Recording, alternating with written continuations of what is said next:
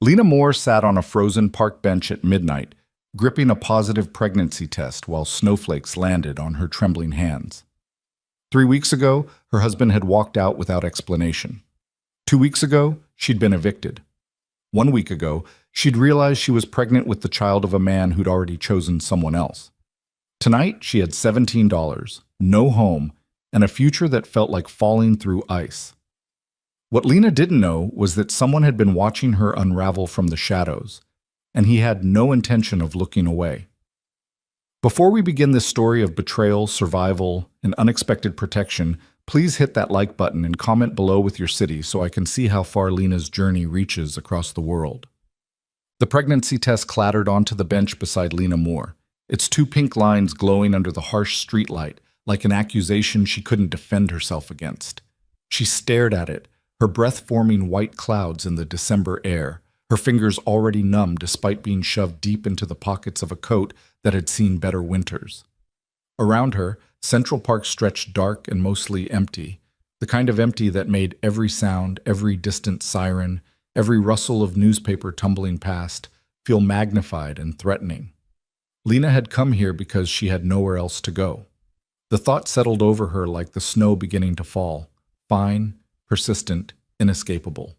She watched the flakes drift down through the cone of lamplight, landing on her jeans, on the test, on the paper bag from the bodega that had cost her the last of her cash. Inside that bag sat a bottle of water she'd needed to take the test and a granola bar she'd been too nauseous to eat. $17.63 remained in her wallet. That was everything. That was her entire net worth after 26 years of life, 3 years of marriage, and 3 weeks of spectacular implosion. "Congratulations," Lena whispered to herself, the word tasting bitter. "You're going to be a mother." The irony wasn't lost on her. A mother. Her who currently qualified as homeless. Her whose husband had walked out of their apartment 23 days ago. She'd counted every single one, with nothing but a duffel bag, and the truth she'd been too stupid to see coming. "I never stopped loving her, Lena. I thought I could. I thought 3 years would be enough to forget. But it's not. I'm sorry." Sorry. Ethan Moore had looked her in the eye and said he was sorry, as if that word could somehow cushion the blow of abandonment, as if sorry could pay rent, or explain why he'd married her in the first place, when his heart had apparently still belonged to someone named Claire, a woman Lena hadn't even known existed until the moment her marriage ended. The worst part? Lena had believed him when he said he loved her. She'd believed every word, every promise, every plan they'd made together. She'd believed in their future right up until the moment he'd erased it. 2 weeks after Ethan left, their landlord had shown up with an eviction notice. Turned out Ethan hadn't paid rent in 3 months, had been draining their joint account to finance whatever reconciliation he'd been planning with his precious Claire. Lena had frantically tried to negotiate, to explain, to beg for more time, but the law didn't care about her situation. Neither did the landlord. She'd spent the last week couch surfing with the only friend who'd answered her calls, but that had ended tonight when the friend's boyfriend made it clear Lena's presence was no longer welcome. The subtext had been obvious. Grief was exhausting to be around, and Lena's particular brand of devastation was bringing down the mood. So here she sat, on a bench in Central Park, at nearly midnight on a Tuesday, holding confirmation that her situation had just graduated from disaster to catastrophe. Pregnant. She was pregnant with Ethan Moore's child, and he didn't even know. Wouldn't care if he did, probably. He'd made his choice clear when he'd walked out. Lena and whatever life they'd built together simply didn't matter enough to stay for. The nausea that had been her constant companion for the last 2 weeks intensified, though whether from morning sickness or sheer panic, Lena couldn't tell. She pressed one hand against her stomach, still flat, still showing no evidence of the truth growing inside her, and felt tears burn hot tracks down her frozen cheeks. What am I going to do? The question fell into the winter air and disappeared without answer. She couldn't afford prenatal care, couldn't afford food, couldn't afford shelter, couldn't afford anything a baby would need. The practical impossibilities stacked up in her mind like blocks, building a tower that would inevitably collapse and crush her beneath it. Maybe she should call Ethan. The thought arrived unwelcome but persistent. Maybe he deserved to know. Maybe he'd step up, do the right thing, help her figure this out. Even as she considered it, Lena knew the truth. Ethan wouldn't care. He'd made his priorities abundantly clear. Claire came first.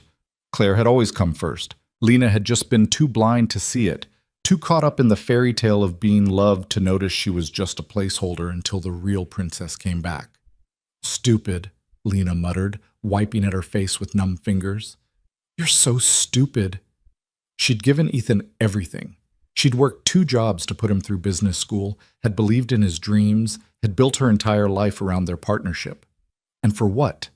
To be discarded the moment something better came along? The anger felt good, felt cleaner than the grief. Lena held on to it, let it warm her from the inside even as the temperature continued to drop. She was angry at Ethan for leaving, angry at herself for not seeing it coming, angry at the universe for adding pregnancy to an already unbearable situation. Most of all, she was angry at how small she felt, how powerless, how completely and utterly alone. A sound made her look up. Footsteps approaching from the direction of Fifth Avenue. Her body tensed instinctively. Central Park at midnight wasn't exactly safe, and she was a woman alone on a bench with nowhere to run to even if danger presented itself. But the figure that emerged from the darkness didn't feel threatening. He moved with the kind of controlled purpose that suggested he knew exactly where he was going and why. Tall, she registered. Dark coat, expensive looking even from a distance. He walked like someone who owned whatever space he occupied. Lena's first instinct was to look away, to avoid drawing attention to herself. She didn't need some stranger's pity or worse, some predator's interest. She just needed to disappear. Except the man didn't pass by. He stopped about 10 feet from her bench, hands in his coat pockets, his face partially shadowed despite the streetlight. For a long moment, he simply stood there, looking at her with an intensity that made her skin prickle with awareness. "You shouldn't be out here alone," he said finally. His voice was low, controlled, with an accent she couldn't quite place, something that suggested money and education, but with edges that hinted at rougher origins. "I'm fine," Lena replied automatically, the lie transparent even to her own ears. She pulled her coat tighter, acutely aware of how she must look. Crying woman on park bench, clearly not fine by any definition. "No," the man said simply. "You're not." Something about the certainty in his tone sparked her anger back to life. "You don't know anything about me. I know you're freezing. I know you've been sitting on that bench for almost an hour.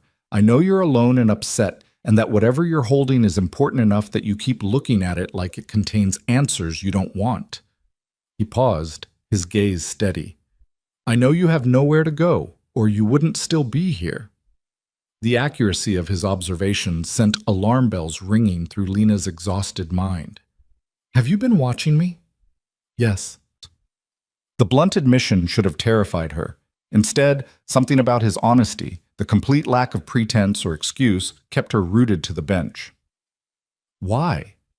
He stepped closer, and the streetlight finally illuminated his face fully.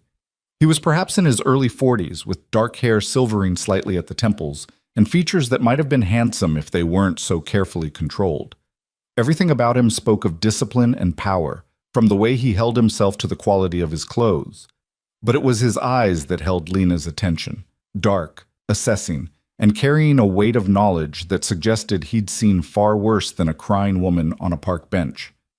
"Because you looked like someone who needed someone to notice," he said quietly. "And I notice things other people miss." Lena didn't know what to say to that. The statement was strange, almost unsettling, but there was no malice in it, just observation, fact. "I don't need help," she tried again, even though they both knew it was a lie. "Everyone needs help sometimes." He pulled one hand from his pocket, revealing a business card that he held out to her. "My name is Victor Salerno. I own several businesses in the city. If you need work, a place to stay, anything, call that number." Lena stared at the card but didn't take it. "Why would you help me? You don't even know me." "No," Victor agreed, "but I know what it looks like when someone's out of options. And I know that you deserve better than freezing to death in Central Park because the people who should have protected you failed." The words hit harder than Lena expected. She felt fresh tears threaten and hated herself for the weakness. "I don't accept charity." "It's not charity." It's an offer of employment. I need someone I can trust for a legitimate position. You need stability. We both get something out of the arrangement." He set the card on the bench beside the pregnancy test, his eyes flickering to it briefly before returning to her face. "Think about it. The offer stands regardless of your situation." He'd seen the test. Of course he had. Lena felt humiliation burn through her chest, mixing with the anger and fear and exhaustion until she couldn't separate one emotion from another. "I don't even know you," she whispered. "No," Victor said again. "But you will, if you make the call. The choice is yours, Lena. It always will be." He turned and walked away before she could ask how he knew her name, his footsteps fading back into the darkness he'd emerged from. Lena sat frozen, staring at the business card lying on the bench. Victor Salerno, private consulting. And a phone number, nothing else.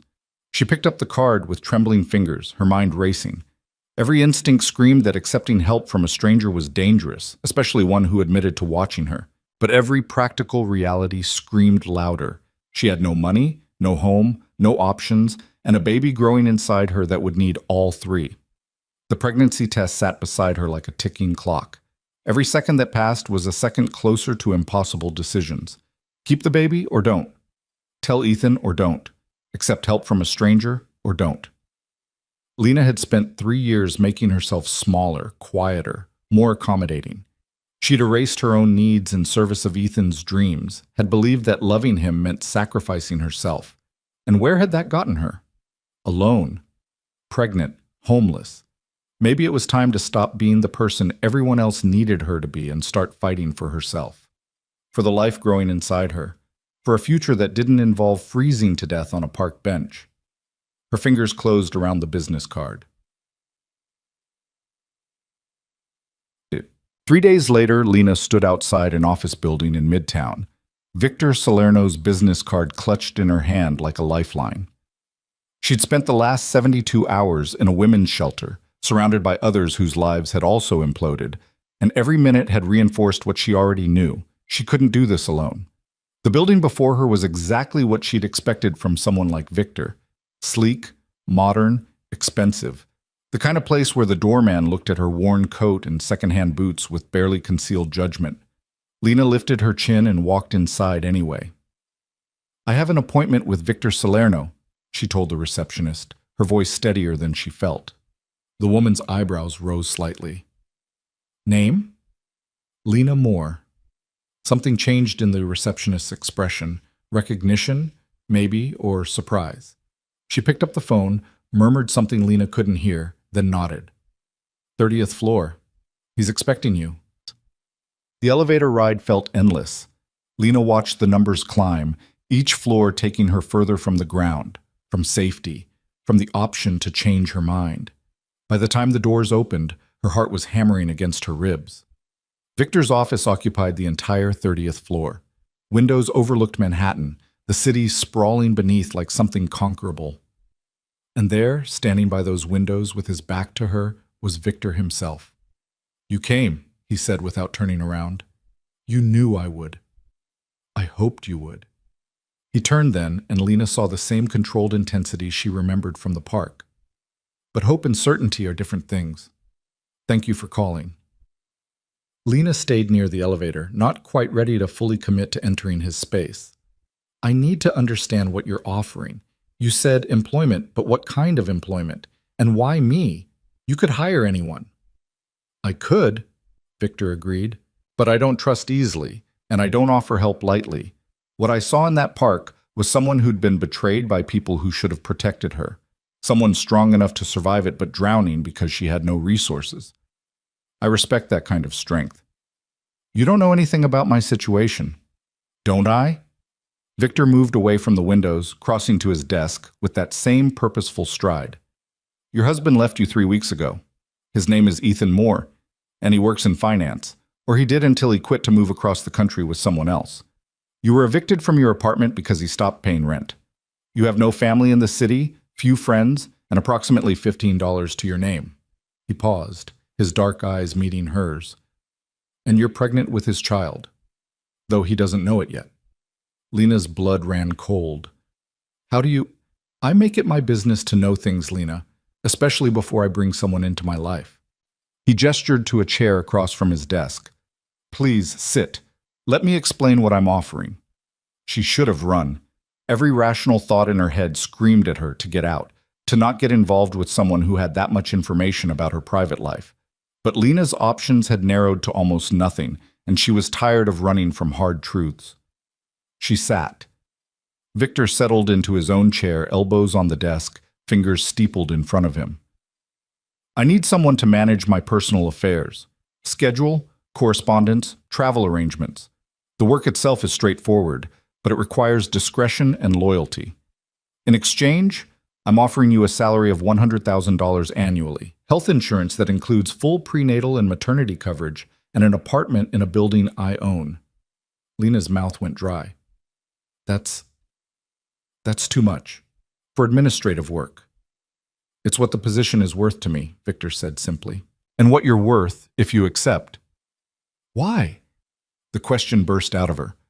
Why would you do this for a stranger? Victor leaned back in his chair, studying her with that unnerving intensity. Because I understand what it's like to have nothing, to be at the mercy of people who should care but don't. And because I see in you something most people miss, you're not a victim waiting to be saved, Lena. You're a survivor waiting for a chance to fight back. He paused. I'm offering you that chance. What you do with it is your choice. Lena's hands trembled in her lap. She pressed them together, trying to still the shaking. And what do you get out of this? Really? Honestly? Victor's expression didn't change, but something flickered in his eyes. Someone loyal. Someone who understands that life isn't fair and that sometimes you have to make hard choices to survive. I don't need someone who'll judge me or question my methods. I need someone who'll do their job and trust that I have my reasons for the decisions I make. It wasn't a complete answer, and they both knew it, but it was honest enough that Lena could work with it. What kind of businesses do you run? She asked carefully. Consulting, acquisitions, import-export, nothing illegal, Victor added, reading the question in her eyes. But not everything I do is conventional.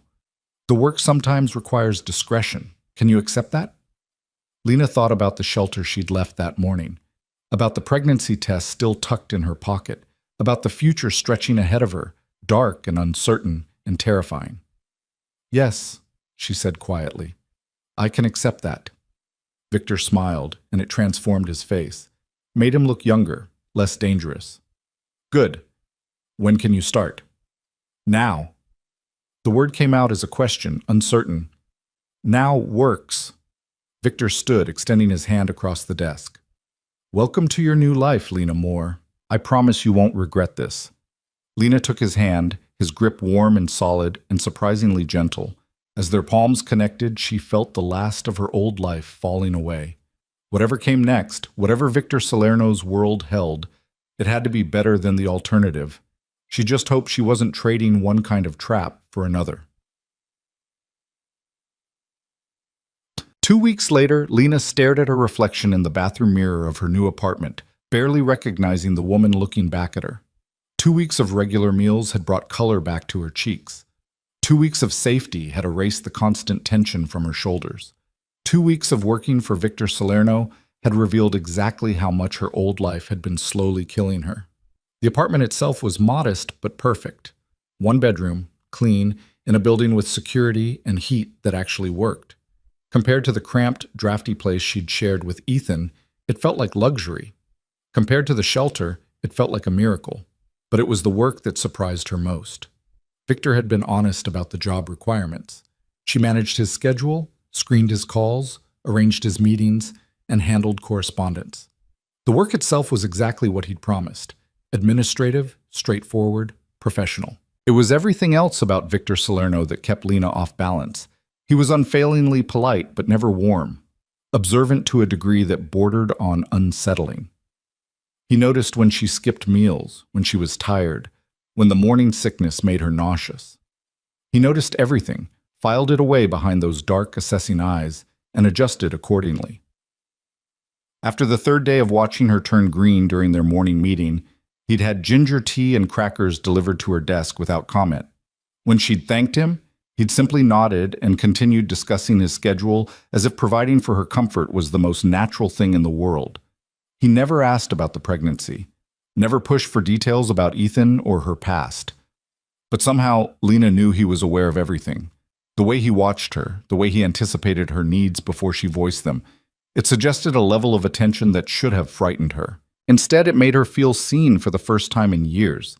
"You're being ridiculous," Lena told her reflection firmly. "He's your boss. He's paying you to do a job. Don't confuse professional courtesy with actual care." But even as she said it, she knew it wasn't quite true. Victor's attention felt personal in a way that had nothing to do with employment. He looked at her like she mattered, like her well-being was somehow important beyond her utility. It was intoxicating and terrifying in equal measure. A knock on her apartment door interrupted her thoughts. Lena glanced at the clock. 9 p.m., too late for casual visitors. Caution made her check the peephole before opening the door. Victor stood in the hallway, still in his suit from work, looking as controlled and composed as ever. Lena's heart kicked against her ribs as she opened the door. "Mr. Salerno, is everything all right?" "Victor," he corrected gently, as he had every time she used his last name. "And no, everything is not all right. May I come in?" She stepped aside, hyper-aware of his presence as he entered her small apartment. He seemed to fill the space, his controlled energy making even the modest living room feel smaller. "What's wrong?" Lena asked, closing the door. Victor turned to face her, and for the first time since she'd met him, she saw something like hesitation cross his features.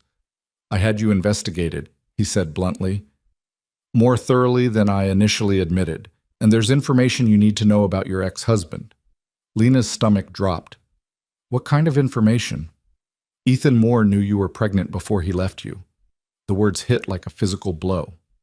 Lena gripped the back of the couch for support, her mind refusing to process what Victor had just said. "That's not possible. I didn't know until 3 weeks after he left," Victor finished. "But he knew before that. Your medical records from a clinic visit 4 weeks ago. He accessed them through your shared insurance. He knew, Lena, and he left anyway." The room tilted. Lena sank onto the couch, her breath coming in short, sharp gasps. "You're lying. You have to be lying." "I wish I was." Victor moved to the coffee table, setting down a folder she hadn't noticed him carrying. "It's all documented. Insurance access logs, clinic records showing his login. He knew you were pregnant with his child, and he chose to abandon you anyway." Lena's hands shook as she opened the folder. The documents inside were exactly what Victor described.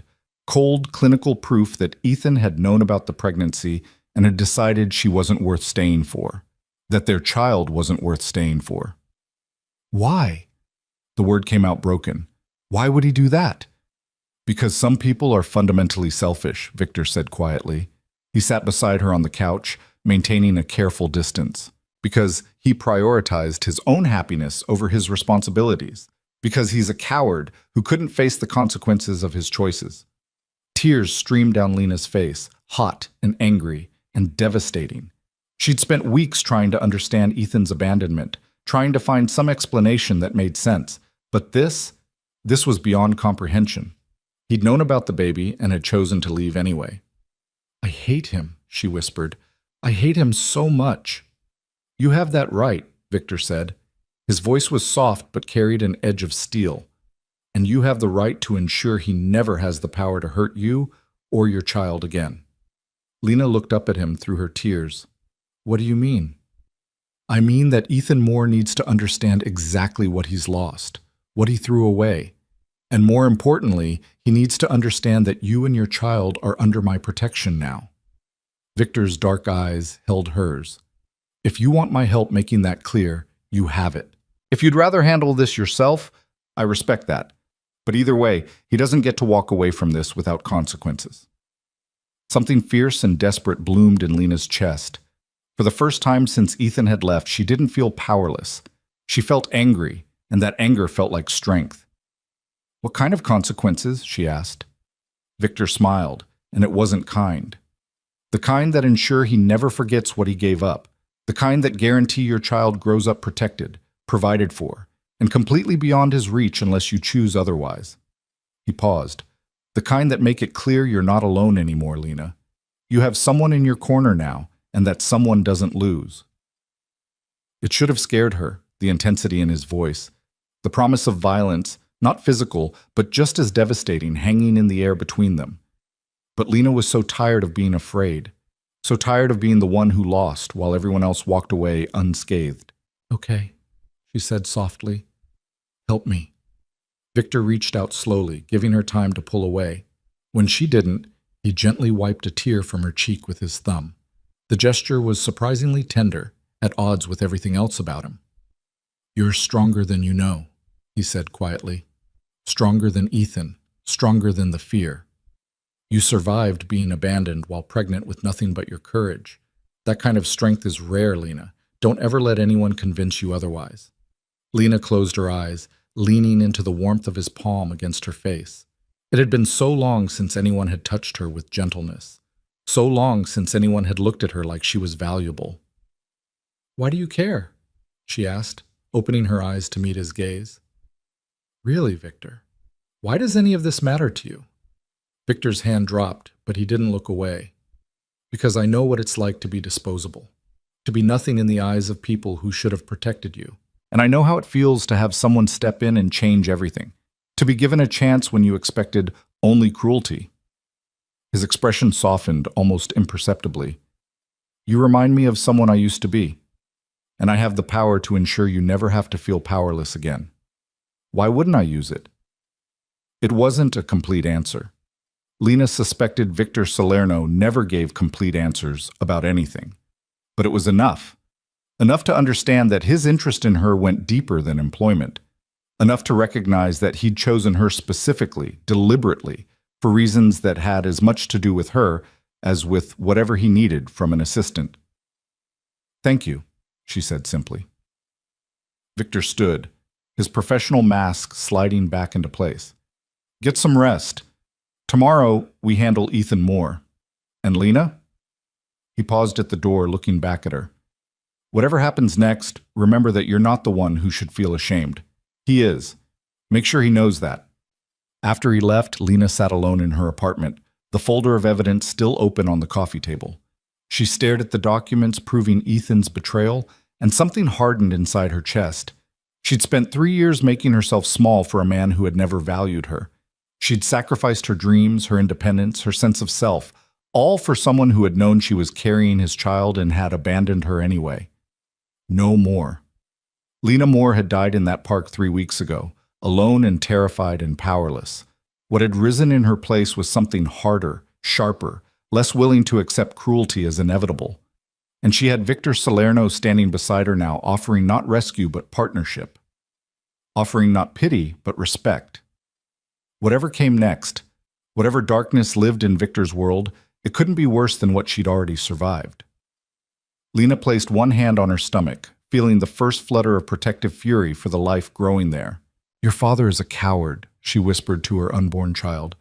"But you're going to have a mother who fights, and you're going to grow up knowing that you were never the mistake. He was." Outside her window, the city glittered with 1,000 lights, each one a story of survival and struggle and second chances.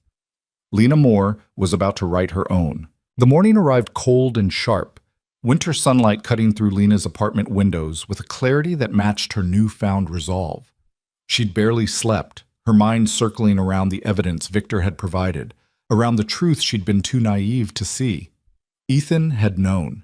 He'd known about their child and had chosen to walk away anyway, leaving her to drown while he sailed off toward his own happiness. Lena stood in front of her closet, selecting clothes with more care than usual. Victor had texted her at 6 a.m. with simple instructions. "Dress professionally. We have a meeting at 10. She didn't need to ask who the meeting was with. By 9:30, Lena stood in Victor's office, her hands clasped tightly in front of her to hide their trembling. Victor sat behind his desk, phone pressed to his ear, speaking in rapid Italian to someone on the other end. She'd learned over the past 2 weeks that he conducted business in at least 4 languages, switching between them with an ease that suggested his world extended far beyond Manhattan. He ended the call and looked up at her, his dark eyes assessing. "Are you ready?" "I don't know what I'm supposed to be ready for," Lena admitted. "You haven't told me what you're planning. Because what happens next is your choice, not mine. Victor stood, buttoning his suit jacket with practiced efficiency. I've arranged for Ethan Moore to meet with me this morning. He thinks I'm a potential investor in whatever venture he's pursuing with his girlfriend. He doesn't know you'll be here. Lena's stomach twisted. You want me to confront him? I want you to have the option to confront him, to see his face when he realizes you're not the broken woman he left behind, to watch him understand that his choices have consequences. Victor moved around the desk, stopping a few feet from her. But if you'd rather not face him, if you'd rather I handle this alone, that's equally acceptable. The decision is yours, Lena. It always will be. The phrase echoed from their first meeting in the park. The choice is yours. Victor seemed to build everything around that principle, offering options, presenting possibilities, but never forcing her hand. It was intoxicating after 3 years of Ethan making decisions for both of them without consultation. I want to be there, Lena said firmly. I want him to see me. Victor smiled, a flash of approval in his otherwise controlled expression. Good, but we establish ground rules first. You don't speak unless you choose to. You don't apologize, don't explain, don't justify anything about your situation. If he asks questions, you're under no obligation to answer them. And if at any point you want to leave, you leave. I'll handle the rest. What exactly will you be handling? Justice, Victor said simply. The kind that men like Ethan Moore understand, consequences delivered by someone with more power than they have. He abandoned his pregnant wife to destitution. That's not something I forgive easily. There was something dark in Victor's voice, something that suggested his definition of consequences went deeper than Lena fully understood. But she found she didn't care. Ethan deserved whatever Victor had planned. He'd earned it by accessing her medical records, by knowing about their child, by leaving her anyway. Okay, Lena said. I'm ready. 20 minutes later, Lena sat in a chair positioned slightly behind and to the left of Victor's desk, arranged so she'd be visible but not immediately noticeable when someone entered the office. Her heart hammered against her ribs as she heard voices in the reception area. Victor's assistant greeting someone, professional and courteous. Then the office door opened, and Ethan Moore walked in. Lena's breath caught. She hadn't seen him in nearly a month, and the sight of him sent a cascade of conflicting emotions through her chest. He looked good, rested, happy, like a man whose life was finally aligning with his desires. He wore a new suit she'd never seen, his hair freshly cut, his entire demeanor radiating confidence. He looked like someone who'd never spent a single night worrying about what he'd left behind. Mr. Salerno, Ethan said, extending his hand with practiced charm. Thank you for taking this meeting. I think you'll find our business proposal very compelling. Victor stood but didn't take Ethan's hand. Instead, he gestured to the chair across from his desk. Please sit. We have a great deal to discuss. It was only as Ethan settled into the chair that he noticed Lena. She watched the recognition hit him, watched his expression cycle through surprise, confusion, and something that might have been guilt before settling into uncomfortable neutrality. Lena, he said carefully, I didn't expect to see you here. Clearly, Victor said before Lena could respond. His voice was pleasant, conversational, but carried an undercurrent of steel. Mr. Moore, I'm afraid I haven't been entirely forthcoming about the nature of this meeting. I'm not actually interested in your business proposal. Ethan's attention snapped back to Victor, wariness creeping into his expression. I don't understand. Allow me to clarify. Victor leaned back in his chair, his posture relaxed but his eyes sharp. Lena Moore works for me. Has for the past 2 weeks. In that time, I've come to know quite a bit about her situation, including how she ended up homeless and pregnant after her husband abandoned her without warning or support. The color drained from Ethan's face. His eyes darted to Lena, then back to Victor. That's a private matter between me and my wife. Ex-wife, Lena said quietly, speaking for the first time. I filed for divorce last week. She hadn't, actually. Didn't have the money for a lawyer yet, but watching Ethan flinch at the statement felt satisfying in a way she hadn't anticipated. Lena, listen, Ethan started, but Victor cut him off. You don't speak to her unless she addresses you directly, Victor said, his tone dropping several degrees. You lost that privilege when you accessed her medical records, discovered she was pregnant with your child, and chose to abandon her anyway. Ethan went very still. I don't know what you're talking about. Don't insult our intelligence. Victor opened a folder on his desk, the same one he'd shown Lena the night before. Insurance access logs, clinic records showing your login credentials. You knew she was pregnant 4 weeks ago. You knew, and you left her homeless anyway. He paused, letting the words settle. Did you tell Claire about the baby? Or did you conveniently forget to mention that detail when you were rebuilding your great love story? How do you... Ethan's voice cracked. He cleared his throat, trying to regain composure. You have no right to investigate my private life. I have every right to protect my employees, Victor countered. And Lena is my employee now, which means her well-being is my concern, which means you've become my concern, Mr. Moore. Lena watched Ethan process this information, watched him realize that he'd walked into something far more complicated than he'd anticipated. His eyes kept darting to her, looking for some kind of alliance or understanding, but she kept her expression neutral. She'd promised herself she wouldn't cry, wouldn't show weakness, wouldn't give him the satisfaction of knowing how much he'd destroyed her. Look, Ethan said finally, addressing Victor rather than Lena. I made a difficult choice. It wasn't easy, but I had to follow my heart. Lena deserves someone who can love her completely, and I couldn't be that person. Staying would have been unfair to both of us. How noble, Victor said dryly. And draining your joint bank account? Leaving her to face eviction alone? That was also for her benefit? I didn't... Ethan stopped, seeming to realize that denial was pointless. I needed that money for the move, to start fresh with Claire. Lena would have fought the divorce, would have made everything complicated. I thought if I just left, it would be cleaner for everyone. Cleaner, Lena repeated, the word tasting bitter. She leaned forward slightly, finally letting Ethan see the full weight of her anger. You thought abandoning your pregnant wife with no money, no home, and no warning would be cleaner? I didn't know you were pregnant when I left, Ethan protested, but the lie was transparent even as he spoke it. Yes, you did. Lena's voice was steady now, strengthened by fury. You accessed my medical records. You knew exactly what you were leaving behind. You knew about your child, and you decided we weren't worth staying for. Ethan's jaw worked silently. For the first time since entering the office, he looked genuinely uncomfortable. Lena, I'm sorry. I know that doesn't fix anything, but I am sorry. I panicked. I didn't know how to handle it. So you ran, Victor said flatly. Like a coward. And now you're here trying to pitch business proposals and build a new life, while the woman carrying your child was sleeping in a shelter 2 weeks ago. Ethan's head snapped toward Lena, genuine shock crossing his features. A shelter?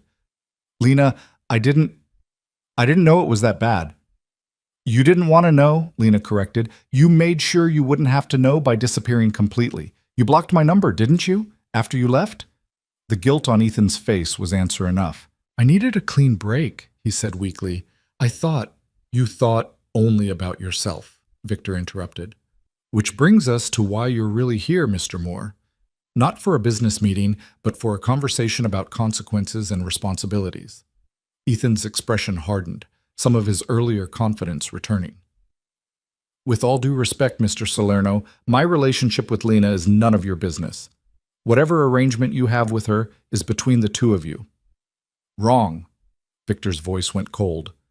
You made it my business the moment you left her vulnerable, and now you're going to make a choice, Mr. Moore. You're going to decide right now what role, if any, you want in this child's life. Because I promise you, the consequences of that choice will be permanent. Lena felt her pulse quicken. She hadn't expected Victor to push this hard, this fast. But watching Ethan squirm under that dark, assessing gaze, she found she didn't want to stop it. What are you talking about? Ethan asked, but uncertainty crept into his voice. I'm talking about the fact that you have a child on the way, a child you helped create and then abandoned.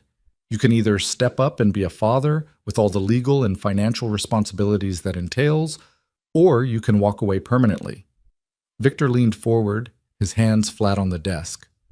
But if you choose to walk away, you sign away all parental rights, permanently. You don't get to come back in 5 years and decide you want to play daddy. You don't get to use this child as leverage or guilt.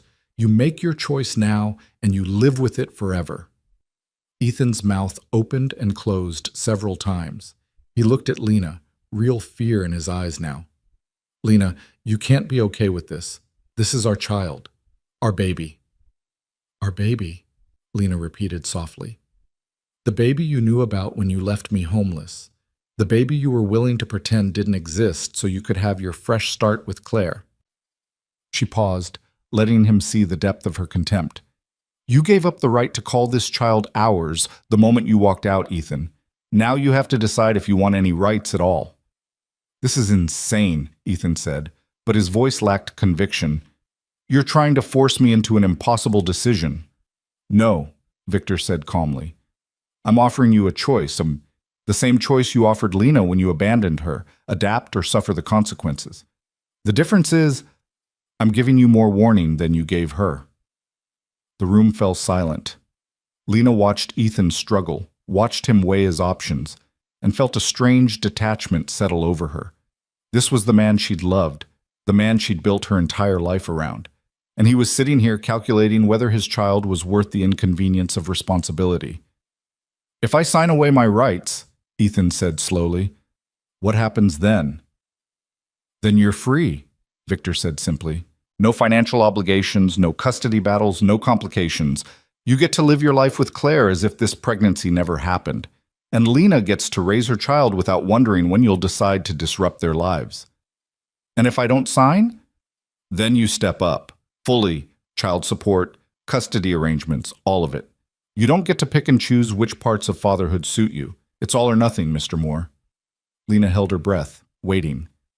Some part of her, the part that had loved Ethan, that had believed in their future, hoped he'd choose to stay. Hoped he'd prove that underneath the cowardice and selfishness, there was still a decent man capable of loving his child. But the larger part of her, the part that had been forged in the cold reality of abandonment, knew exactly what he'd choose. I need time to think, Ethan said finally. No, Victor replied. You need to decide now, because the moment you leave this office, the offer expires. You either commit to being a father with all the legal documentation that requires, or you sign the papers my lawyers have prepared terminating your parental rights. Those are your options. Ethan stood abruptly, his chair scraping against the floor. You can't force me to make a decision like this right now. This is my child too. Is it? Victor's question was quiet but devastating. Because your actions suggest otherwise. A father doesn't abandon his pregnant partner. A father doesn't drain bank accounts and disappear. A father doesn't need to be threatened with consequences to care about his child's welfare. He paused. You're not a father, Mr. Moore. You're a sperm donor who's inconvenienced by the results. The only question is whether you're going to pretend otherwise or accept the truth. The words hung in the air, brutal and unanswerable. Lena watched Ethan's face cycle through anger, shame, and finally resignation. She saw the exact moment he made his decision, saw it in the way his shoulders dropped, and his expression went carefully blank. Where do I sign? Ethan asked quietly. Something inside Lena's chest cracked, even though she'd known it was coming, even though she'd wanted him to make this choice, had hoped for the clean break it represented. Hearing him actually say it, hearing him choose abandonment again, this time with full knowledge and conscious intent, hurt in ways she hadn't prepared for. Victor pulled out a document from his desk drawer, sliding it across to Ethan along with a pen. Read it carefully. Once you sign, it's irrevocable. You give up all rights to this child. No custody, no visitation, no legal claim of any kind. In exchange, you have no financial obligations and no responsibilities. Ethan picked up the papers with shaking hands. Lena watched him read through them, watched him realize the magnitude of what he was doing. For a moment, she thought he might change his mind, might remember the life they'd planned together, the family they'd talked about creating. But then he signed his name at the bottom of the page, quick and decisive, like ripping off a bandage. There, Ethan said, setting down the pen. He wouldn't meet Lena's eyes. It's done. Are we finished here? Almost.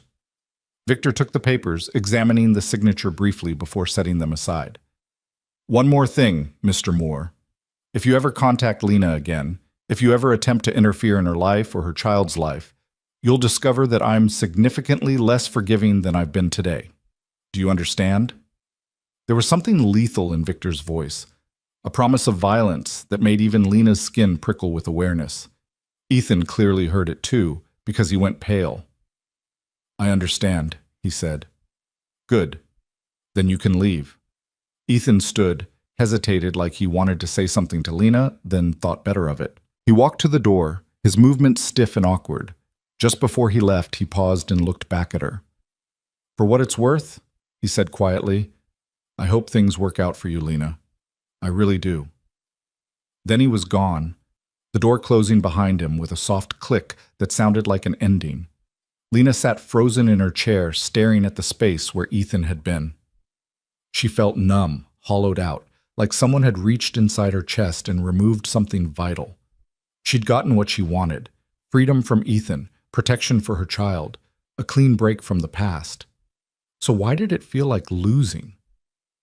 Lena. Victor's voice was gentle. He moved from behind his desk to crouch in front of her chair, bringing himself to her eye level. Breathe. She realized she'd been holding her breath. She let it out in a shaky exhale, and then the tears came. Not loud, dramatic sobs, but quiet, devastating tears that tracked down her face in hot streams. He didn't even fight, she whispered. Not even a little. His own child, and he just signed it away. I know. Victor reached up slowly, giving her time to pull away, and wiped a tear from her cheek with his thumb. The gesture was becoming familiar, his way of offering comfort without overwhelming her. And I know that hurts, even though you knew it was coming, even though it's what you wanted. Is this what I wanted? Lena's voice broke. For my child to grow up knowing their father chose to walk away? That he had a chance to stay and he didn't take it? Your child will grow up knowing their father was a coward, Victor said firmly. But they'll also grow up knowing their mother was strong enough to protect them from that cowardice. Strong enough to choose their well-being over the fantasy of a happy family with someone who didn't deserve them. He paused. You gave Ethan a choice, Lena. He made it. That's on him, not you. Lena knew he was right. Logically, she understood that Ethan's decision reflected his character, not hers. But logic didn't ease the ache in her chest, the grief for what should have been. What happens now? She asked. Victor stood, returning to his desk and retrieving the signed documents. Now these get filed with my lawyers. The termination of parental rights will be processed, and you move forward without Ethan Moore in your life, or your child's life. You're free, Lena, completely free. Free. The word should have felt liberating, but instead it felt heavy with responsibility. She was free, yes, free to make her own choices, free to build her own life. But she was also alone, pregnant, and entirely responsible for another human being's future. As if reading her thoughts, Victor said, You're not alone in this. Lena looked up at him, confusion and wariness warring in her expression. What do you mean? I mean that I don't offer protection halfway. You work for me, which means you're under my care. That extends to your child, medical bills, childcare, whatever you need. You have it. No questions asked. Victor, I can't accept. Yes, you can. His voice was firm, but not unkind. And you will, because it's not charity and it's not pity. It's what you've earned by being loyal, by being strong, by refusing to break even when you had every reason to. He paused. Let me be clear, Lena. I don't do things out of the goodness of my heart. I do things because they serve my interests, and keeping you stable, protected, and focused serves my interests. So accept the help and stop arguing. It was possibly the most Victor way of offering kindness Lena had ever heard, wrapped in pragmatism and self-interest, but sincere underneath. She found herself smiling despite the tears still wet on her face. You're a very strange man, Victor Salerno, she said. So I've been told. He returned to his chair, settling back into his professional demeanor like putting on armor. Take the rest of the day off. Go home, rest, process what just happened. Tomorrow, we'll start figuring out what comes next. Lena nodded, standing on unsteady legs. She made it halfway to the door before turning back. Victor, thank you for everything. He looked at her with those dark, unreadable eyes, and for just a moment, His careful control slipped enough for her to see something deeper, something that looked almost like tenderness. "You're welcome, Lena. Now go home before I change my mind about the day off." She left, but the warmth of his concern followed her all the way back to her apartment. That night, Lena sat by her window looking out at the city, one hand resting on her still flat stomach. The signed papers terminating Ethan's parental rights sat on her coffee table, legally binding proof that her child's father had chosen to walk away. But mixed with the grief was something else. Relief, maybe. Or hope. Because Ethan's absence meant her child would never know the pain of loving someone who only loved conditionally, would never wonder if they were enough because their mother had already proven they were worth everything. And they had Victor Salerno, for whatever that was worth. A man who didn't claim to love them, but who protected them anyway. Who noticed when she needed help and provided it without expectation of gratitude. Who had given her the power to face her demons and the freedom to choose her own future. Lena thought about the way Victor had wiped away her tears, the gentleness in his touch at odds with everything else about him. She thought about how he'd positioned himself between her and Ethan like a shield, how he'd fought her battles while still giving her room to fight her own. She didn't know what Victor wanted from her beyond professional competence, didn't know if his protection came with strings she hadn't yet discovered. But for now, for tonight, she let herself feel grateful, let herself believe that maybe, somehow, she and her child would be okay. Outside, the city glittered with a million possibilities. And inside, Lena Moore began to believe that some of those possibilities might actually belong to her. The weeks that followed Ethan's departure from their lives settled into a rhythm Lena hadn't expected, one defined not by the chaos she'd grown accustomed to, but by stability. Victor kept his word about everything. Her salary appeared in her account with clockwork precision. Her apartment remained warm and safe, and the prenatal care he'd promised materialized in the form of appointments with one of Manhattan's top obstetricians, a kind woman named Dr. Patricia Chen, who never once asked questions about Lena's situation that weren't medically relevant. Lena threw herself into work with an intensity that surprised even her. She learned the intricacies of Victor's schedule, the subtle preferences he never voiced but expected her to know. She discovered he took his coffee black in the morning but with cream after 3 p.m., that he conducted his most sensitive business calls in Italian, that Tuesdays were reserved for meetings he never put on the official calendar, with people whose names she was instructed never to write down. She didn't ask what those meetings were about. Some part of her didn't want to know. Victor had been clear from the beginning that his business required discretion, and Lena had learned that discretion meant not asking questions she couldn't unhear the answers to. But it was the small moments that stayed with her. The way Victor would appear at her desk at exactly noon with takeout from whatever restaurant served food she could stomach that day. How he'd rearranged his schedule without comment to ensure she never missed a prenatal appointment. The evening she'd stayed late finishing a report and had found him still in his office at 9 p.m., working in the pool of light from his desk lamp, and he'd looked up and simply said, "Go home, Lena. The work will be here tomorrow." She'd gone home, but she'd thought about that moment for hours afterward. Thought about the quiet concern in his voice, the way he seemed to notice everything about her well-being while revealing almost nothing about himself. It was dangerous, this growing attachment to Victor Salerno. Lena knew it intellectually, could list all the reasons why allowing herself to care about her employer, especially one as complex and potentially dangerous as Victor, was a mistake. But knowing something and feeling it were different things, and what Lena felt when she looked at Victor was becoming harder to ignore. The realization crystallized one afternoon in late February, nearly 6 weeks after Ethan had signed away his parental rights.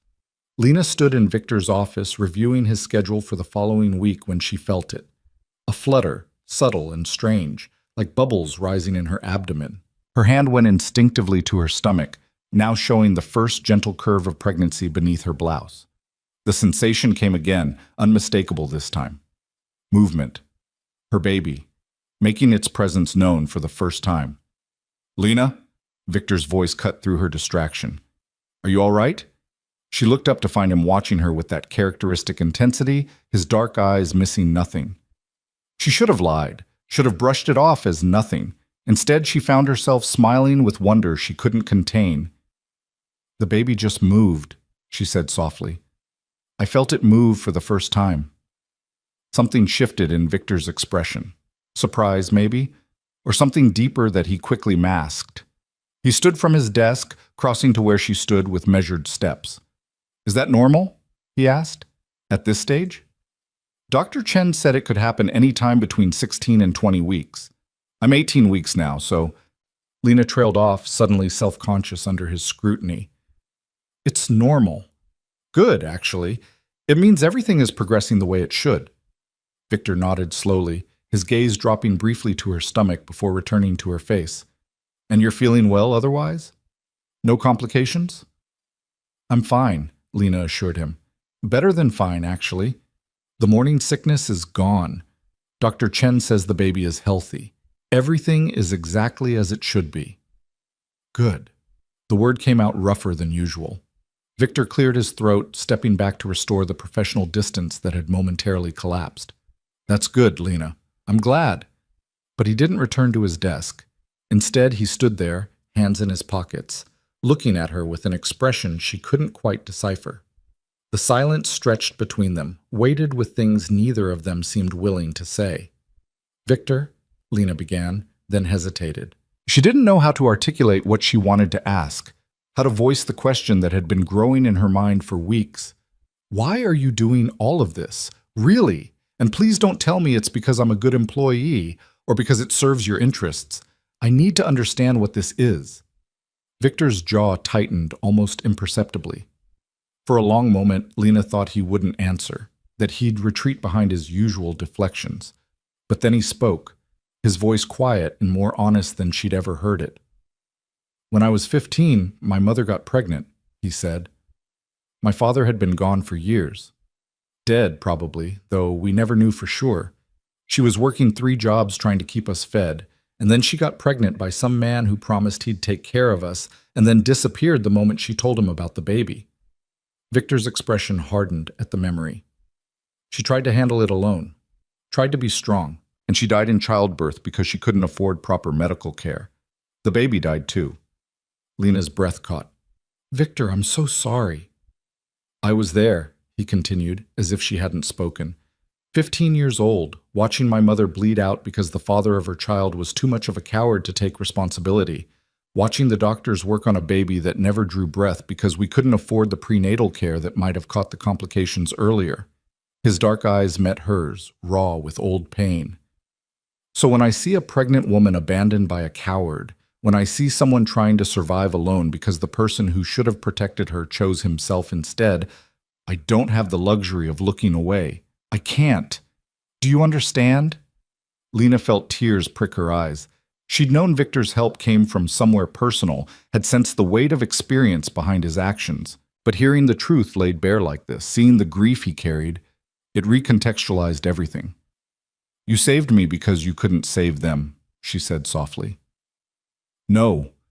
Victor's voice turned sharp. I helped you because you deserved help, because you were strong enough to survive but shouldn't have had to do it alone. Don't diminish what you are by making this only about my past, Lena. You matter beyond what you represent to me. The words settled between them, heavy with implication. Lena took a step closer, drawn by an impulse she didn't fully understand. Do I? She asked quietly. Matter to you, I mean. Beyond the job, beyond the arrangement we have. Victor's expression shuddered, his control snapping back into place like armor. You're my employee, Lena, and someone under my protection. That's all this needs to be. But is it all it is? The question hung in the air, dangerous and impossible to take back. Lena watched Victor struggle with it, watched him weigh his response. For a moment, she thought he might actually answer honestly, might acknowledge the strange intimacy that had grown between them, the way they'd started existing in each other's orbits with an intensity that went beyond professional courtesy. But then his phone rang, shattering the moment. Victor glanced at the screen, and whatever vulnerability had shown in his expression disappeared completely. I need to take this, he said, his tone formal. We'll continue reviewing the schedule later. It was a dismissal, polite but absolute. Lena nodded and left his office, her heart racing with a mixture of emotions she couldn't untangle. She'd pushed too hard, asked for too much. Victor Salerno was her employer, her protector, the man who'd saved her from destitution. He couldn't be, anything more than that, no matter how much she was starting to wish otherwise.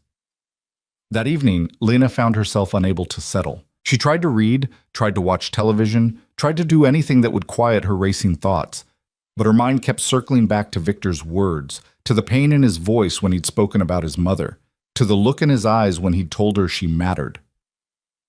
Around 8 p.m., her phone buzzed with a text. Victor's name appeared on the screen, and Lena's pulse quickened as she opened the message. "I apologize for ending our conversation abruptly. Can we talk? I'm still at the office if you're available." Lena stared at the message for a long moment, weighing her options. The smart choice would be to decline, to maintain professional boundaries, to not complicate an already complex situation. But Lena had been making smart choices her entire life, and it had gotten her abandoned and pregnant and alone. Maybe it was time to make a different kind of choice. She grabbed her coat and headed for the door. The office building was mostly empty when Lena arrived, just security in the lobby and the occasional light from windows where someone else was working late. She rode the elevator to the 30th floor, her heart hammering with each ascending number. Victor's office door was open. He stood by the windows overlooking the city, his jacket discarded and his sleeves rolled up, the most casual she'd ever seen him. He turned when she entered, and something in his expression made her breath catch. "You came," he said. "You asked me to." Lena closed the door behind her, leaning against it for support. "What did you want to talk about?" Victor crossed to his desk, poured 2 glasses of water from the pitcher he kept there, and handed one to her. His fingers brushed hers in the transfer, and Lena felt the contact like electricity. "I wanted to apologize," Victor said, "for shutting down earlier, for not answering your question honestly." "You don't owe me." "Yes, I do." He set his glass down, turning to face her fully. "You asked if you matter to me beyond the professional arrangement we have. And I deflected because the honest answer complicates things in ways I'm not sure either of us is ready for." Lena's heart was pounding so hard she was certain he could hear it. "What's the honest answer?" Victor was quiet for a long moment, his dark eyes searching hers. When he spoke, his voice was low and rough, with something that sounded like confession. "The honest answer is that you've become more important to me than I intended. That somewhere between offering you a job and watching you rebuild your life, I stopped seeing you as just someone who needed protection. You're strong, Lena, stronger than you know. And you're kind despite having every reason to be bitter. You're building a future for your child with nothing but determination and courage, and that—" He paused, seeming to struggle with the words. "That matters to me. You matter to me. More than is probably wise." Lena felt like she couldn't breathe. She set down her glass before she dropped it, her hands shaking. "Victor, I'm not asking for anything," he said quickly. "I'm not trying to pressure you or complicate your situation further. I just needed you to know that when I look at you, I don't just see an employee or someone under my protection. I see someone remarkable. Someone worth—" He stopped, shaking his head. "Someone worth more than I can offer." The last part came out quiet, almost defeated. Lena took a step toward him, driven by instinct rather than logic. "What if I get to decide what you can offer?" she asked softly.